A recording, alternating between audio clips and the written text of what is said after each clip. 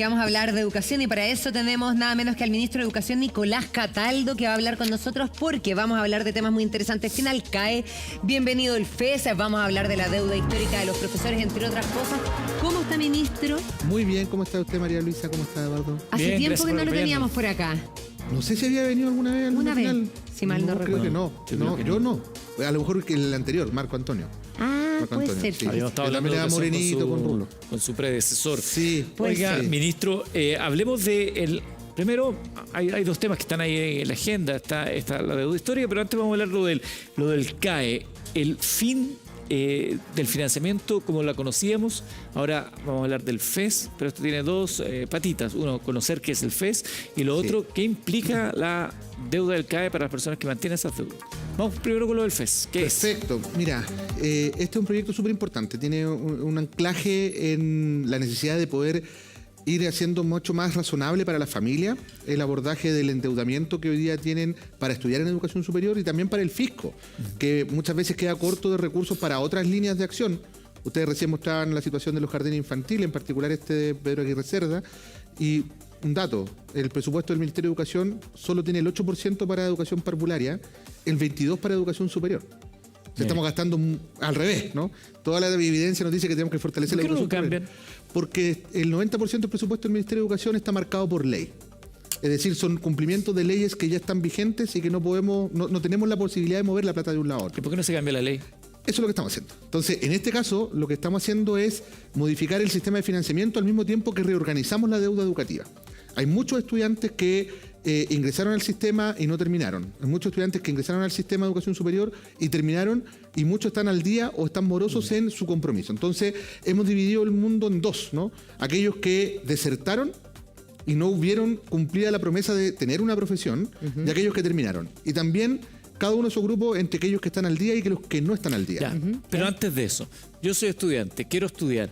¿A dónde voy ahora a pedir el crédito? ¿Voy al banco? ¿Voy a tener el aval del Estado? Es a través del mismo sistema que como es hoy día. El ¿Ya? sistema de acceso a la educación superior tiene una comisión que se llama Ingresa, está en la página de becas y créditos, donde están todos los beneficios estudiantiles, y ahí van a poder optar al FES también una vez que se apruebe la ley, que va a reemplazar en este caso al crédito con aval del Pero, Estado. ¿cuál es la diferencia entre uno y otro, el FES y el CAES? Ya, la diferencia es que en el caso del FES, la carrera se va a financiar en un 100% por parte del Estado y luego el estudiante va a devolver, va a contribuir durante un periodo de tiempo, que es un máximo de 20 años, y por un tope máximo de sus ingresos mensuales. Es hasta un 7% para rentas inferiores a 3 millones de pesos mensuales. ¿Y eso no lo tenía el CAE? Sí, pues, Eso no lo tiene el CAE.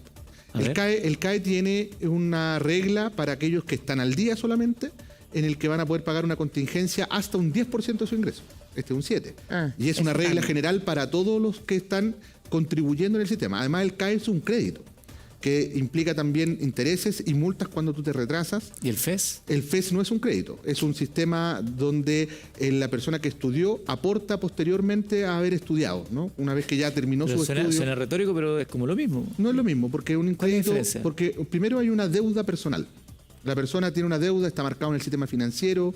Esto te perjudica, por ejemplo, para acceder a un crédito hipotecario, que es lo que reclaman exactamente. ¿El FES o el CAE? El CAE. El CAE. El FES no, porque al no ser un crédito, es un compromiso con el Estado para devolver en parte lo que significó el aporte que el Estado hizo para que tú estudiaras. Uno de los temas por qué el CAE estaba moribundo y murió es que no pagaba a la gente el CAE. Entonces, incluso con el CAE, donde tú además quedas en el sistema financiero, no pagó. Sí. ¿Cómo vamos a garantizar que la gente pague ahora si ni siquiera va a estar en el sistema financiero? Bueno, primero hay que reconocer una cosa, que está implícito en lo que tú dices. El sistema financiero, que era una de las promesas que traía el CAE, iba a ser mejor cobrador. No lo fue, ¿no? Es más, la gran mayor parte de los recursos que están endeudados los estudiantes y que han sido ejecutoriados, es decir, han llevado a tribunales y hay juicios ya que han concluido y que han mandatado a las personas a pagar. Luego los bancos van y le dicen al Estado, como el crédito es con aval del Estado, le dicen al Estado, cómpreme las carteras. Eso es lo que ha significado que el Estado ha tenido que desembolsar muchos recursos. Por eso es que para nosotros esto también tiene que ver con racionalizar el uso de los recursos públicos. Quiero entender porque la responsabilidad de aquel que tiene la deuda. Yo lo sé, pero por eso es que el crédito con aval del Estado tiene un aval, que es el Estado. ¿ya? Entonces la persona que no pagó y que luego el banco va a pedirle al Estado que le pague la plata, después el Estado le va a costar más recuperar esos recursos. Ahí es donde se genera un pasivo o un activo tóxico. Son platas que el Estado se supone que tiene en la contabilidad, pero que en realidad no existe, ¿no? Entonces, ¿cuál es la diferencia con el FES? El FES va a ser una cobranza por planilla. Es como cuando te descuentan la salud, ¿ya?, o la previsión. Y del trabajo que tú del tengas trabajo el que día tú de tengas, mañana. efectivamente. Ahí está la diferencia. Entonces hay una Esa es la diferencia gran sustantiva, diferencia. porque el empleador, cuando hace la remuneración al final de mes, para pagarte, va a ir a Previred, por ejemplo, y paga la cotización previsional. Va a entrar al sistema de ingresa, que es Ya, un servicio, es el y grueso de va la a poner diferencia. la plata que corresponde por concepto del FES, la plata en el FES, ¿quién la pasa? ¿Los bancos o el Estado? el Estado. El Estado. Sí, no hay banca de por medio. Perfecto. Ya, es que eso... Todo eso es cómo funciona el modelo en régimen, pero tenemos una parte previa, que es el plan de reorganización de la deuda, para las personas que están endeudadas. Ya. Esto para los que están hablando hoy día. hoy ¿Puede día. cambiarse del CAE al FES? El sistema de reorganización de la deuda implica pasar de el crédito con aval del Estado al FES. Están todos obligados. Sí, no en el sentido de que es un sistema que es optativo, pero cuando el Estado ya ha comprado tu deuda o parte de tu deuda, luego te va a obligar el Estado a pasarte al FES porque necesita recuperar la plata Claro. que Y se ha porque no gastado. tiene intereses. Porque no tiene intereses. Lo que va a ocurrir ahí es que las personas que no han terminado su estudio, se les va a hacer una oferta para reorganizar su deuda.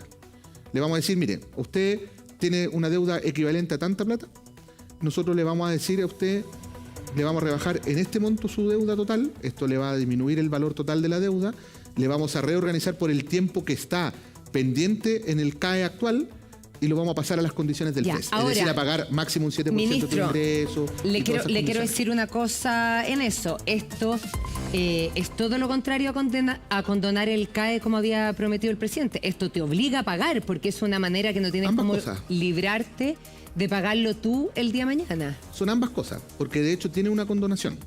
Cuando yo te digo que te rebajo la deuda total, hay una condonación. Eso es una condonación. ¿Y de cuánto es la rebaja? Va a depender de cada caso. Va a depender de si la persona endeudada está al día o no está al día y si terminó su carrera o no la terminó. Ya, ¿y de qué? Acá- ¿Y cuánto acá es se cada llama Volvamos a la caso? gráfica anterior. Volvamos a la que gráfica tenía eso, anterior, por favor, sí. Dirección. Si tú te fijas en la gráfica anterior, que no es esta, Esa. las personas pueden haber terminado sus estudios y a esas personas les vamos a hacer una propuesta de 40 UF para rebajar su deuda total, ¿no? De 40 UF, lo que también va a, en el caso de que puedo moverme, ¿no? Sí. Si la persona terminó sus estudios y está al día, es decir, se tituló, se estudió Derecho, egresó, hoy día es abogado y tiene su pago al día, esa persona va a tener 40 UF de rebaja. ¿Cuánto es el promedio de deuda ahí en términos de UF para saber si 40 UF es significativo o no? Sí, mira, el monto ¿Un total millón y de las medio? deudas, considerando los sacando intereses y justo. todo eso, puede llegar en algunos casos a 26, 30 millones o más. Y aquí se de le está pesos. descontando 1,5 millones.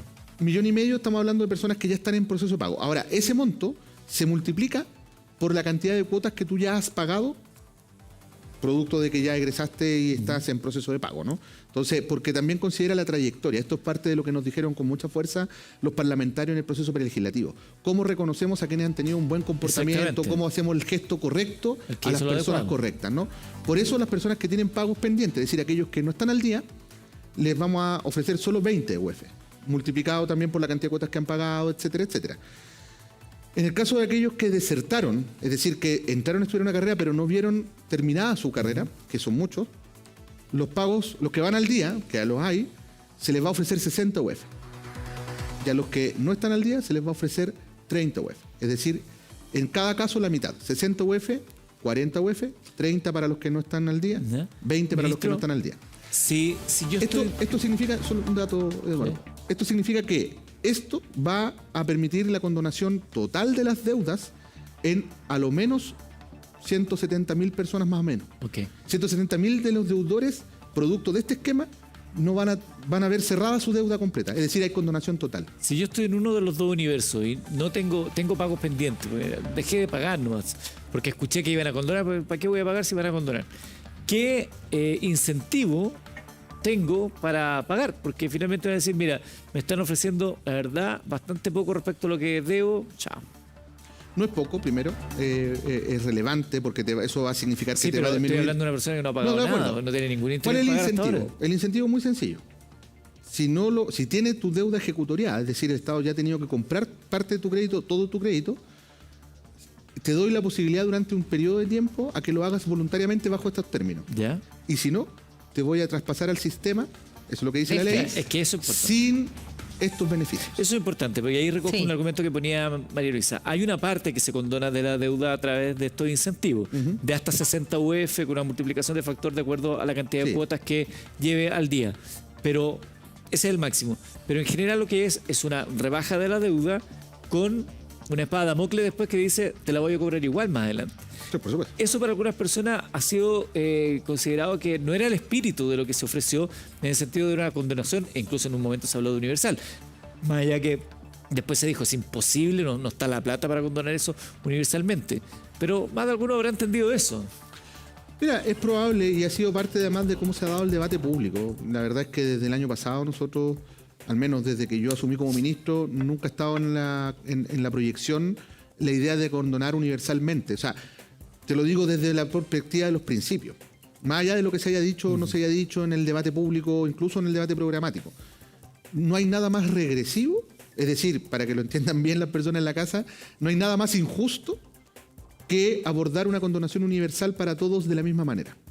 Porque hay personas que tienen la No, capacidad... pero no era eso lo que se planteaba. Bueno, de acuerdo, pero desde el punto de vista de los principios, no habría nada más injusto que hacer aquello. Por eso es que hemos construido una propuesta que equilibra reconocimiento de las trayectorias responsables de pago, que equilibra la justicia, porque efectivamente estamos atendiendo a aquellos que están en peores condiciones. Mira, María Luisa, Eduardo, cuando yo digo que las personas que no han terminado sus estudios y que están al día sean las personas que más apoyamos, es porque estamos diciendo que las personas que están en peores condiciones, que entraron a la educación superior con una expectativa de mejorar su vida, no lo consiguieron. Porque Y la verdad es que no era quedaron posible. Y además quedaron endeudados, pero además, El peor escenario. pero además se han portado bien en los pagos. Allí es donde queremos nosotros poner el énfasis ¿Y principal cuántas en esta personas propuesta. calculan ustedes que están en esa situación? En el caso de hay más de 800.000 personas en etapa de pago, entre morosos y personas que están al día, egresados y titulados. ¿Ya? Son más de 800.000 Pero que personas. no terminó los estudios, sigue pagando y tiene pagos pendientes. Los que no terminaron los estudios están en el orden de los 200.000, 250.000 personas aproximadamente. Ministro, entendiendo ya la lógica de este cambio de FES, tengo que hacer la pregunta que a lo mejor no le corresponde a usted enfrentar este mea culpa, pero ¿Cuánto hay cuesta que y cómo hacerlo. se financia? No, más que eso. Porque en campaña, la promesa de campaña del presidente Boric fue, y lo digo así textual, condonación universal de las deudas estudiantiles. Se explicaba que el endeudamiento estudiantil, junto con dinamizar la mercantilización y privatización de la educación superior, es una pesada mochila para los y los deudores educativos. Y una alta carga para el Estado, lo que a la fecha ya ha recomprado más de la mitad de los créditos cursados. ¿Qué le dicen ustedes como gobierno a aquellos que dijeron, oye, yo voy por Boric porque él está ofreciendo una condonación universal a las deudas estudiantiles? Bueno, lo que hemos dicho todo este tiempo, la verdad es que los compromisos programáticos están para cumplirse, pero también un gobierno tiene que ejercer su rol de gobierno en el contexto en el que le toca ejercerlo. O sea, mira, te lo pongo de esta perspectiva, Eduardo. Pero en algún contexto esto iba a ser posible, ninguno, por los montos involucrados. Podría haber sido posible en algún otro contexto fiscal distinto, ¿no? Donde las holguras presupuestarias habrían sido mayores. Hemos tenido momentos en el que efectivamente el país ha tenido más recursos disponibles para inyectarlo a distintas áreas, no solamente educación. Hace poco nomás el ciclo de reforma en educación, hace 2 gobiernos atrás, implicó la inyección de muchos recursos adicionales al sistema educativo. Digamos, y crecimos en la cantidad de Producto Interno Bruto que se dispuso para educación, el gasto público de educación creció respecto al resto de las partidas presupuestarias, es decir, esto ha pasado en otro momento. Ahora, ¿qué es lo relevante? Lo relevante es que no abandonamos, a pesar de las dificultades presupuestarias, fiscales, una propuesta programática que efectivamente se elevó. Le hemos dado, creo yo, en esta parte al menos, y de hecho esta es la parte que menos se ha discutido respecto al FES o a la propuesta del gobierno, ¿no? Una buena propuesta que busca además traer a las personas que han dejado de pagar a volver a contribuir al sistema. Claro. Porque efectivamente son recursos de todos los chilenos. O sea, cuando el Estado compra después esos créditos, es con recursos de todos nosotros, ¿no? Sí, bueno. Y eso Ministro, también para es cerrar relevante. este tema, porque quiero que vayamos a la deuda histórica de los profesores. Entonces, dentro, cuando se habla de condonación a estas 170.000 personas que usted habla, el máximo que se puede llegar a condonar son 2,5 millones de pesos, una cosa así. Lo que pasa es que eso se multiplica. Esos 2,5 millones de pesos que tú dices se multiplican luego por un factor que tiene que ver con la cantidad de cuotas que tú has pagado respecto al total de cuotas que debías caso a pagar caso. O sea, al ¿cuánto final. es lo máximo que alguien Lo podría máximo tener de depende de cada condonación? persona, porque cada persona Pero tiene, más o menos me podría imagino llegar a que han ser hecho el 4,5 millones, cálculo. 5 4,5 millones o más. millones. Eso implica que en la proyección que tenemos, como entre 170.000, 200.000 personas van a tener una condonación total de su deuda. Se les va a extinguir su deuda. Y todos los demás van a tener menos deuda que la que tenían antes.